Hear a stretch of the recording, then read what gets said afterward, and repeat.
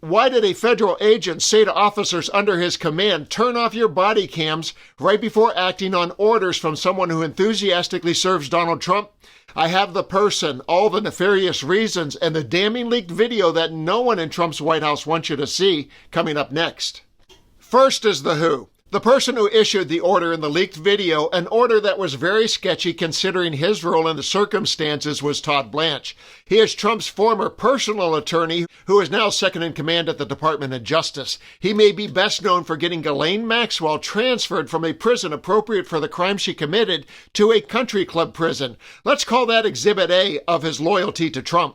And Exhibit B is today's breaking story, as explained by MSNBC's Nicole Wallace and Christy Greenberg.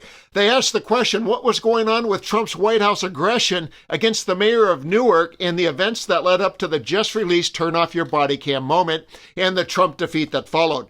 Have a look, and on the other side, I'll share the leaked body cam footage. It's right there in black and white, this drive for vengeance. We know that Trump has it, but that he's communicating apparently to the number two at the department, and that person is not pushing back, that he thinks it's futile to even try to talk sense into him, to talk reason to him, that he's just going along with it. That's not only not his job, but it's a complete abdication of any responsibility that he has. His job is to say, here are the facts, here's the law, here's calling balls and strikes, not to just be a puppet of the president. And that's what he is. But again, I'm increasingly aware of how the world sees us. And this story, which is all captured on tape, is about law enforcement officers on the phone with the second most powerful law enforcement official in the United States of America saying, quote, turn off your body cams. We're walking out of the gates and arresting him, per the Deputy Attorney General. It seems like there was no basis. The mayor at that point had already left the facility.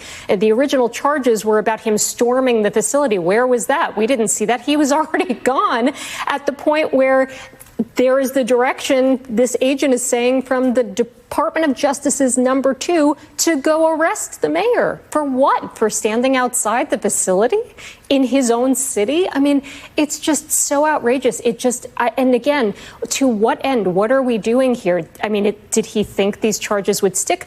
Or is it worse? He didn't care because this is all just to make Donald Trump happy that there's an appearance that people are acting tough. I don't know the answer to that question, but it begs all of those questions because none of this is normal. Of course, the questions they are asking are rhetorical. This is not normal because the actions on the ground are being ordered by Trump through Todd Blanche. Trump crashed through lanes for his own vengeful reasons, and here's the chaotic attempt by agents to cover it up, captured by their own body cams.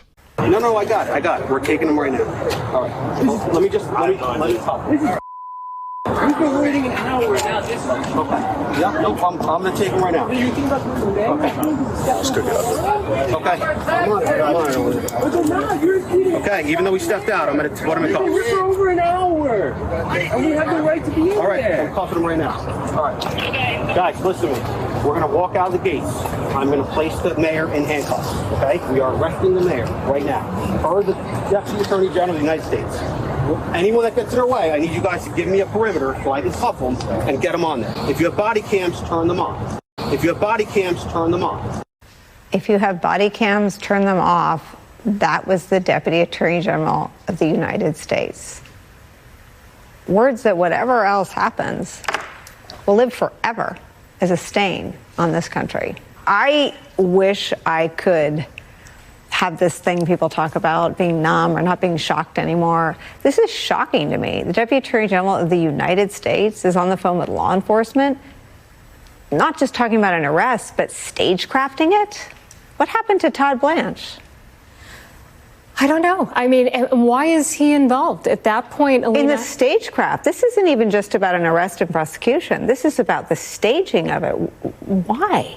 I mean, that's so far outside what he should be discussing. And yeah, where is the U.S. attorney at that point? It was Alina Habba. Like, why is Todd Blanche getting involved? It shows she kind of really wasn't the one leading the show here. It's coming all the way from the top, the number two at the Department of Justice.